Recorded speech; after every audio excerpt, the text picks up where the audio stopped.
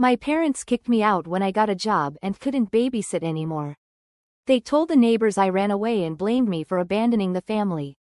You can't just waltz in here at midnight and expect us to understand, Mom said, her voice sharp as broken glass as I stood in the doorway holding my work uniform. Emma's been crying for 2 hours because you weren't here for bedtime stories. I told you I got the evening shift at the diner. And I told you that your family comes first. Dad didn't look up from his crossword puzzle, but his pen scratched harder against the newsprint. Your sisters need you. I stared at them both, these people who'd raised me to believe that responsibility was everything, that hard work was virtue, that independence was the American dream. Now they sat in our cramped living room like judges in a courthouse, condemning me for doing exactly what they'd taught me to do. I'm 17, Dad. I need to save for college, for a car, for abandoning your family, Mom finished, and something in her tone made my stomach twist like a wet dish rag. That was 3 weeks ago. Tonight, I'm sitting on a bench outside the Greyhound station with everything I own stuffed into a duffel bag that smells like the lavender detergent Mom used to buy in bulk from Costco. The irony tastes bitter as burnt coffee. It started innocently enough, the way most disasters do. I'd been the built-in babysitter since I was 12, watching my 3 younger sisters while Mom worked her cleaning jobs and Dad drove truck routes that kept him away for days. I was good at it too, braiding hair, mediating toy disputes, making grilled cheese cut into perfect triangles the way Emma liked. I thought I was being helpful. I thought I was being loved. But love, I've learned, can be a trap disguised as devotion. When I turned 17 last spring, something shifted in me like tectonic plates finding new positions. I watched my classmates talk about college applications, summer jobs, driver's licenses, while I recited the same daily routine. School, home, sisters, dinner, homework squeezed in between bedtime stories and midnight diaper changes for baby Lily. The Riverside diner job fell into my lap through Mrs. Chen, my AP English teacher, who knew I wrote essays about financial aid and scholarship requirements instead of summer vacation dreams. Her cousin managed the place and needed reliable help for the dinner rush. $15 an hour plus tips. Real money. Freedom money. I should have known it wouldn't be simple. The first week, I arranged my schedule carefully. I'd work Tuesday and Thursday evenings, plus Saturday lunch shifts. Mom could handle 3 days a week, couldn't she? She'd managed before I was old enough to help. This is temporary, right? She asked when I showed her my uniform. A cheerful yellow polo with Riverside Diner, where friends meet to eat, embroidered in red cursive. Just until you save a little spending money? I should have lied, should have nodded and smiled and kept my real dreams locked away like diary secrets. Instead, I told her the truth. I want to work more hours if they'll let me. I need at least $3,000 for my first semester at community college, and if I can save enough for a reliable car. Her face changed. Not dramatically, not like a soap opera revelation, but subtly, the way water changes when it starts to freeze. A hardening around the edges. College, she repeated, like I'd said, Mars colony, or circus performer. Community college, I clarified, as if that made it less threatening. I could still live here, still help with the girls. Help. Dad's voice came from the kitchen doorway. Is that what you call it now? Helping? The word hung between us like smoke, acrid and stinging. Looking back, I can see the battle lines being drawn in that moment, though I was too naive to recognize warfare when it was happening in my own living room. To them, my job wasn't independence, it was abandonment. My dreams weren't aspirations, they were accusations, indictments of the life they'd built, the sacrifices they'd made. But I was 17 and stupid with hope, so I kept going. The diner became my sanctuary. Between the clatter of dishes and the hiss of the grill, I discovered a version of myself I'd never met. I was good with customers, quick with orders, efficient with cleanup. My manager, Tony, started scheduling me for busier shifts. My tips grew fatter. My savings account, opened with a $10 birthday gift from my grandmother, began to look like possibility instead of fantasy. At home, the temperature dropped degree by degree. Mom started, forgetting, to tell me when she picked up extra cleaning shifts, leaving me scrambling to find coverage for work. Dad began making pointed comments about people who think they're too good for their family. My sisters, sensing the tension like animals before an earthquake, grew clingy and difficult, as if they could somehow hold our fracturing family together through sheer need. The breaking point came on a Thursday night in October. I'd been scheduled for a double shift because 2 other servers called in sick, and Tony offered me overtime pay I couldn't afford to refuse. I called home twice to explain, spoke to Mom both times, confirmed she'd be there for the girls. I came home at 11:30 to find Emma, my 8-year-old sister, sitting on the front steps in her pajamas. "Mommy left," she said, her voice small and scared. "She said you were supposed to be here. Sarah's inside with Lily, but Lily won't stop crying." My blood turned to ice water. Inside, I found 10-year-old Sarah trying to warm a bottle for the baby, her hands shaking as she tested the temperature on her wrist the way she'd seen me do 100 times. Lily was screaming, her face red and furious, and the house felt like chaos given physical form. It took me an hour to restore order. Bottle, diaper change, lullabies until Lily finally settled. Stories for Emma, who was too wound up to sleep. Reassurance for Sarah, who kept apologizing for not knowing what to do. "Where did Mom go?" I asked Sarah once the younger ones were finally asleep. She got a phone call around 8. Said she had to go clean some office building because their regular person was sick.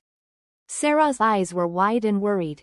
"She said you were supposed to be here by 8:30. I'd told Mom I wouldn't be home until after 11.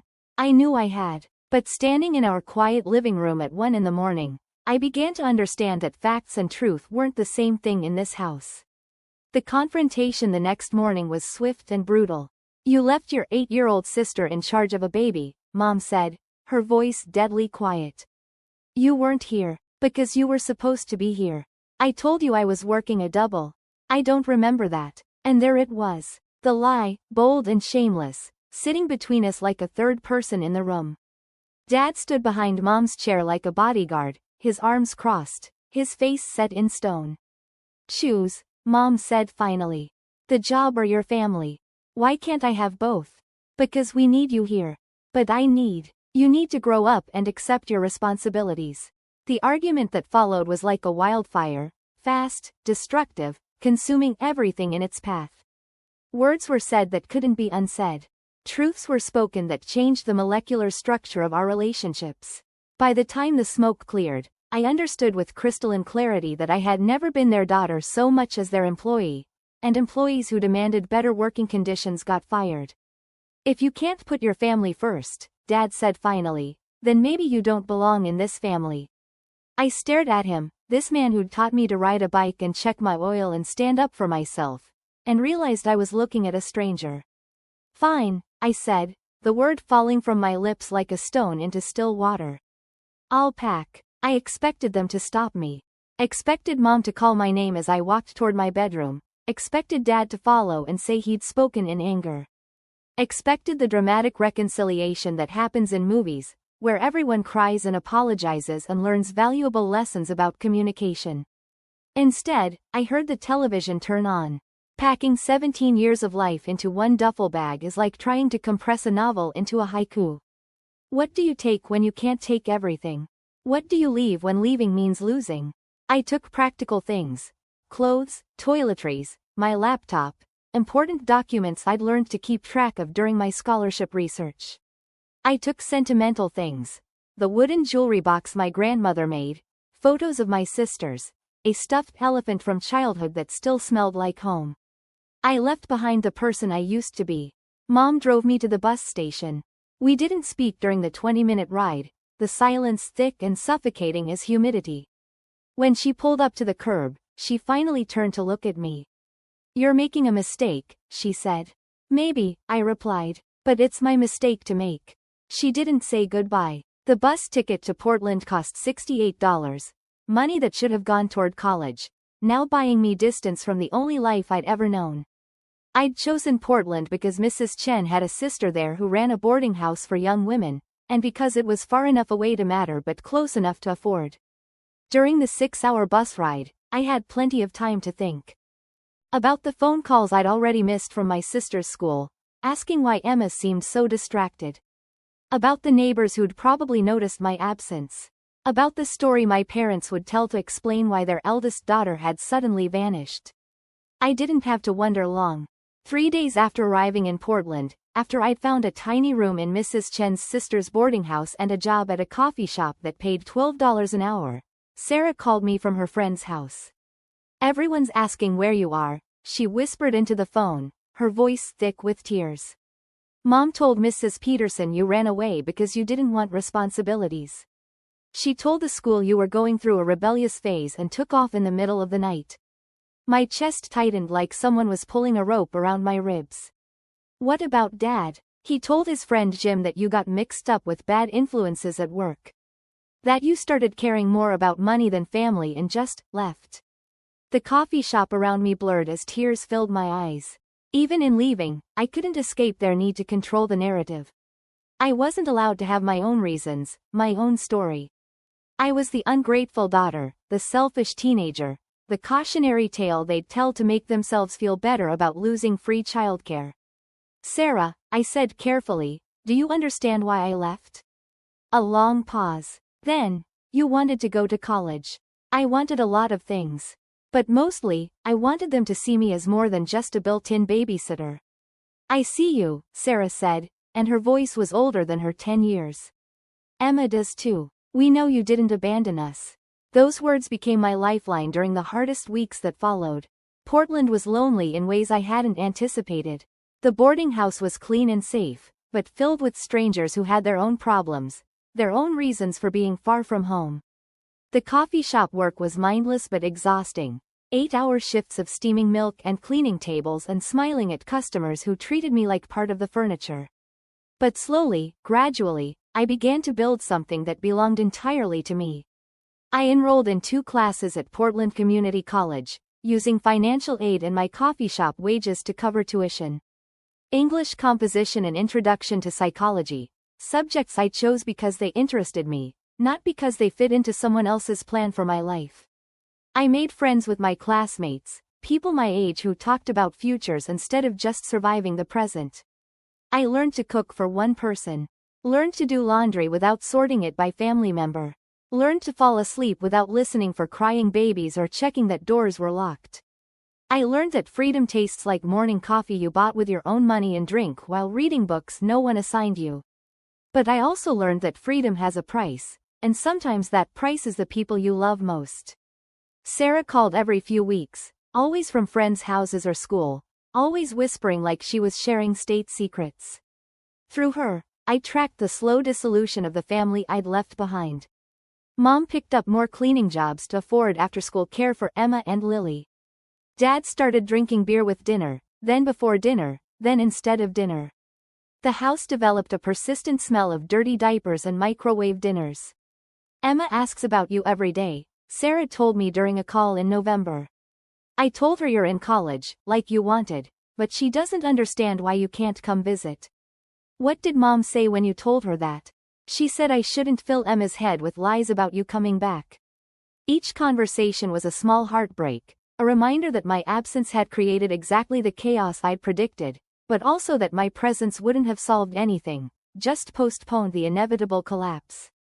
The turning point came in December, during finals week. I was studying for my psychology exam in the boarding house common room when Mrs. Patterson, the landlady, knocked on the doorframe. "Phone call for you, dear," she said. "Says it's your father." I hadn't spoken to Dad since the morning I'd left. For a moment, I considered refusing the call, but curiosity won over self-preservation. His voice sounded older, rougher around the edges. "Your mother's in the hospital," he said without preamble. "Exhaustion, the doctors say. Collapsed at work yesterday." My textbook slipped from my hands. Will she be okay?" "Physically, yes. But..." He paused, and I heard something I'd never heard from him before: uncertainty. "The girls need you." I'm not good at this, kiddo. I don't know how to braid hair or remember which one needs help with math homework." "Kiddo." He hadn't called me that in years. "Dad, I know we messed up. I know we asked too much of you, and I know we handled it wrong when you tried to build your own life." His voice cracked slightly. "But they need their sister. And maybe we need our daughter." I closed my eyes, feeling the familiar pull of family obligation, but also something new.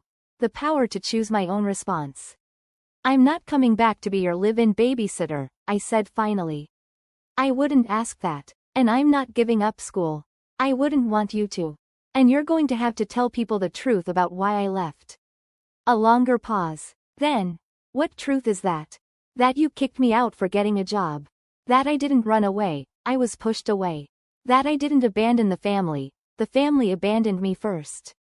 The silence stretched between us like a bridge neither of us was sure would hold our weight. Okay, he said finally. Okay, but I didn't get on a bus back home. Instead, I did something that surprised even me. I called Tony at the Riverside Diner, the manager who'd given me my first real job, who'd taught me that work could be more than survival, it could be dignity. I need a favor, I told him. And I need you to trust me. 3 days later, Tony drove to Portland in his pickup truck, helped me load my few possessions, and drove me back to the town I'd fled. But not to my parents' house. Instead, he'd helped me find a studio apartment above the hardware store downtown. It was tiny, barely bigger than my boarding house room, but it was mine. I'd signed the lease myself, paid the deposit with money I'd earned, chosen the location because it was walking distance from both the diner and the community college satellite campus. I was coming back, but on my own terms. The first person I called was Sarah. I'm home, I said when she answered her friend's phone. But not at the house. I have my own place now. Would you like to see it? That afternoon, all 3 of my sisters crowded into my studio apartment like puppies in a basket. Emma clung to me for 20 minutes straight, as if she could prevent me from disappearing again through sheer physical contact. Lily, now walking and babbling, treated my new space like a playground. Sarah, wise beyond her years, understood immediately what I'd done. You came back, but you stayed free, she said, running her hands along my tiny kitchenette counter. Something like that. Can we visit you here? Whenever you want. And when you're older, if you need a place to figure out who you are separate from what everyone expects you to be, you'll always have somewhere to go. Sarah nodded solemnly, as if I'd just handed her a key to a treasure chest. That evening, I walked to my parents' house. Dad answered the door, looking older and more worn than I remembered. Behind him, I could see Mom sitting at the kitchen table, still pale from her hospital stay but alert. I heard you're back in town, Dad said. I am, but I'm not moving back in. I figured. We stood there for a moment, 2 people who'd once shared daily life but now felt like polite strangers. The girls can visit me whenever they want, I continued. I can help with homework, babysit occasionally if you ask nicely and give me advance notice, be their sister. But I won't be their substitute parent. That's fair, and you need to tell Mrs. Peterson in the school and anyone else who'll listen that I didn't run away. That we had a disagreement about my future, and I chose to live independently rather than give up my goals. Dad's jaw tightened, but he nodded. I'll make some phone calls. Good. I turned to leave, then stopped. Dad? I don't regret leaving. But I don't regret coming back either. Sometimes the only way to save your family is to save yourself first. He didn't answer, but I saw something shift in his expression. A recognition, maybe, or the beginning of understanding.